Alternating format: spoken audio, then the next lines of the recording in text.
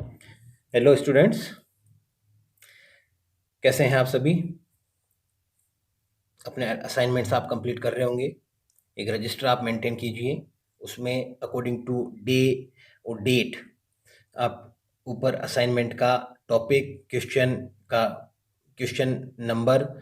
और उसका आंसर लिखते हुए एक रजिस्टर आप मेंटेन कीजिए। उसे हम चेक करेंगे और चेक करके आपको जो भी दिक्कतें होगी उसके हम डिस्कस करेंगे, ताकि जो भी इम्प्रूवमेंट्स आप में होने वो आप कर सकें। पिछले 5-6 वीडियोस में हम अगस्त कॉम्त की फिलॉसफी, जो पॉजिटिव फिलॉसफी या फादर ऑफ पॉजिटिव सोशियोलॉजी या पॉजिटिविज्म या पॉजिटिव फिलॉसफी जिन्हें कहा जाता है, फादर ऑफ सोशियोलॉजी भी कहा जाता है, जिन्हें one of the pioneers in the field of, in the new academic field of the history of science भी कहा जाता है। तो उन अगस्त कॉम्त के हम विभिन्न जो विचार हैं, पहले हमने अगस्त कॉम्त के जो भी परिवेश था, सामाजिक, सांस्कृतिक, राजनीतिक और बौद्धिक, उसके बारे में चर्चा की। बीच-बीच में हम इन इन पे ये जो परिवेश संबंधी जो जो कंडीशनिंग है, उनके बारे में हम चर्चा करते रहेंगे। अब आज की वीडियो में हम आगे की कंटिन्यू करते हैं। पिछले जो वीडियो था उसमें हमने कंक्लूडिंग रिमार्क के रूप में ये बताया था कि कौम की चिंतन प्रणाली मानवतावादी, जो सेकुलर वैल्यूज पर आधारित समाज के सुधार हेतु, यानी कि वो जैसे कि मैंने पहला हमने चर्चा की है कि कॉम्ट सुधारवादी यानी कि रिफॉर्मिस्ट थे। वो आइडियलिस्ट रिफॉर्मिस्ट एक फिलोसोफर थे। वो समाज में सुधार चाहते थे, क्रांति के माध्यम से नहीं, बल्कि एक वैज्ञानिक, एक प्रत्यक्षवादी सकारात्मक दृष्टिकोण के माध्यम से वो समाज में सुधार चाहते थे। उनकी जो प्रणाली, चिंतन प्रणाली थी, वो मानवतावादी सेकुलर मूल्यों, ह्यूमैनिटेरियन सेकुलर वैल्यूज। यहाँ देखिए, रिलीजियस वैल्यूज पे उनका रिलीजन के प्रति बिल्कुल भी निष्ठा नहीं थी। वो एथिस्ट थे और इसीलिए उन्होंने, उनकी एक बहुत बड़ी उपलब्धि ये मानी जाती है कि उन्होंने जिस मानवता के धर्म, द रिलीजन ऑफ ह्यूमैनिटी की उन्होंने उन्होंने खोज की या जिसकी स्थापना के लिए उन्होंने जीवन पर्यंत काम किया, वो एक्चुअली में जो एथिस्ट होते हैं, नास्तिक होते हैं, उनके लिए वो धर्म था। यानी कि नास्तिकों का जो प्रत्यक्षवादी धर्म था, उसे ही अगस्त कॉम्ट ने मानवता का धर्म, रिलीजन ऑफ ह्यूमैनिटी कहा। और जो प्रत्यक्षवादी दार्शनिक थे या समाज वैज्ञानिक थे, जो समाजशास्त्री थे, दूसरे शब्दों में ये कहें तो, क्योंकि कॉम्ट ये चाहते थे कि समाज के एक नवीन विज्ञान के रूप में समाजशास्त्र की स्थापना हो, जो प्रत्यक्षवादी दर्शन और प्रत्यक्षवादी अध्ययन पद्धतियों का उपयोग करते हुए समाज के व्यवस्था और समाज में निरंतरता तथा परिवर्तन और प्रगति के संबंध में इनवेरिएबल, मतलब स्थायी, कुछ ऐसे सिद्धांतों, नियमों की खोज कर सके, जो मानव व्यवहार और समाज में घटित होने वाली घटनाओं के संबंध में भविष्यवाणी कर सके। पहले से ही हमें उनके उनके स्वरूप और उनकी दिशा और दशा के बारे में बता सके, ताकि समाज को सही दिशा में अग्रसर किया जा सके। समाज में जो वांछित या प्लेन्ड चेंज है या नियोजित परिवर्तनों के माध्यम से समाज को एक बेहतर रहने योग्य स्थान के रूप में परिणित किया जा सके, बदला जा सके और एक सही मायनों में एक मानवीय समाज की स्थापना की जा सके। तो इसी उद्देश्य के साथ अगस्त कॉम्ट समाज के एक नवीन समाज वैज्ञानिक, समाजशास्त्र के रूप में समाज के एक नवीन समाज वैज्ञानिक की स्थापना करना चाहते थे और उसे एक ठोस, विशुद्ध, वैज्ञानिक या प्रत्यक्षवादी आधार प्रदान करने का मकसद उनका जीवन पर्यंत चलता रहा। आपने कुछ विद्वानों का तो यह मानना है कि कॉम्ट का जो प्रत्यक्षवादी दर्शन था, वो कुछ कैथोलिसिज्म माइनस क्रिश्चियनिटी था। क्योंकि कॉम्ट का ये मानना था कि जो रिलीजन है, धर्म के दो आयाम होते हैं। एक वैचारिक आयाम यानी कि विचारों से जुड़ा हुआ वैचारिक आयाम, और दूसरा कर्मकांडीय या क्रियाओं से जुड़ा हुआ क्रियात्मक आयाम, यानी कि जो रिचुअलिस्टिक एस्पेक्ट और आइडिशनल एस्पेक्ट, या जो जो वैल्यूज या जो भी बिलीफ सिस्टम उनसे जुड़ा हुआ। तो कॉम्ट का ये मानना था कि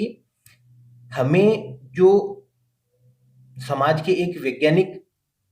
अध्ययन की स्थापना करनी है या समाज के वैज्ञानिक शास्त्र की या विषय की स्थापना करनी है, तो उसका स्वरूप बिल्कुल ये जो क्रियात्मक आयाम है धर्म का, यानी कि बहुत ही मेथोडोलॉजिकल या मेथोडिकल वे में, यानी कि धर्म में जिस प्रकार से एक धर्म को मानने वाले लोग एक निश्चित क्रम में बहुत ही डेडिकेशन के साथ, पूर्ण श्रद्धा के साथ, पूर्ण श्रद्धा के साथ एक विशेष प्रकार की गतिविधियां करते हैं, प्रैक्टिसेस करते हैं, रिचुअल्स करते हैं, सेरेमनीज करते हैं, उसी प्रकार समाज का जो वैज्ञानिक अध्ययन है समाजशास्त्र के रूप में, उसमें भी वैज्ञानिक अध्ययन की जो पद्धतियां हैं उन्हें बिल्कुल रिलीजियसली, एकदम धार्मिक श्रद्धा, जैसे धर्म के प्रति हमारी श्रद्धा होती है उसी प्रकार विज्ञान के प्रति हमारी श्रद्धा को दर्शाते हुए हमें समाज का एक वैज्ञानिक अध्ययन करना है। तो इसीलिए उन्होंने कैथोलिसिज्म यानी कि जो ritualistic aspect minus Christianity, believe in the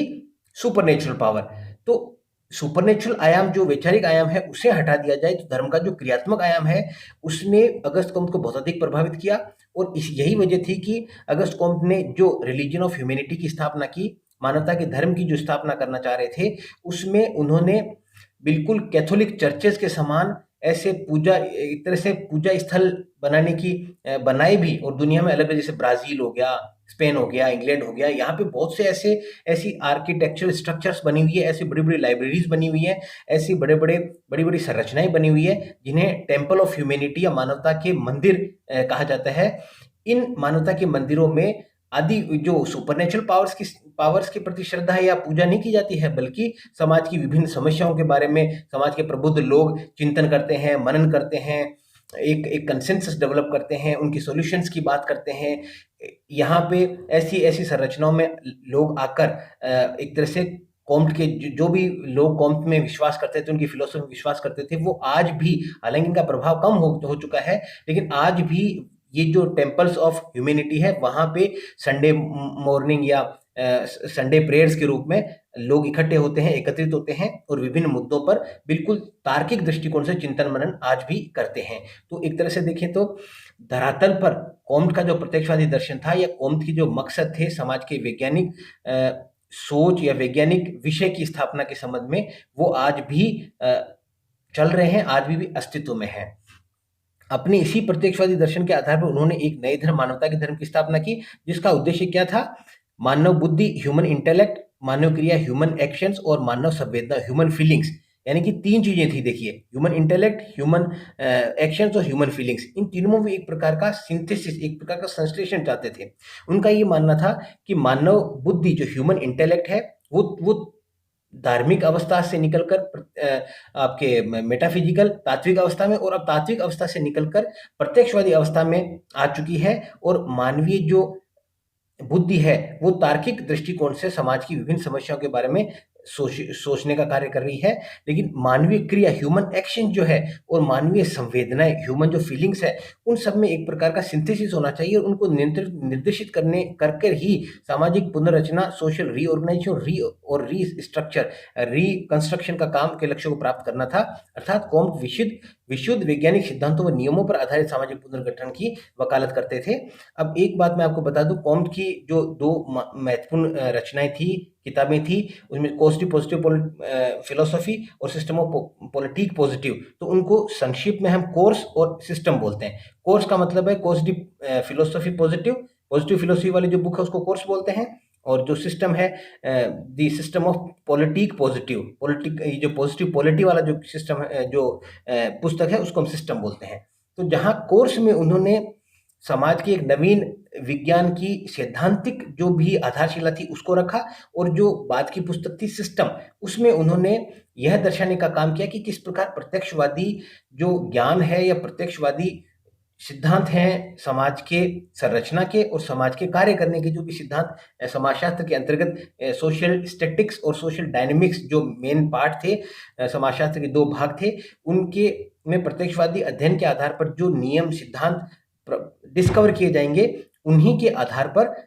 polity यानी कि आपकी जो राजनीतिक गतिविधियां हैं और जो मॉरल फैब्रिक ऑफ सोसाइटी है, उनको उन्हीं सिद्धांतों के आधार पर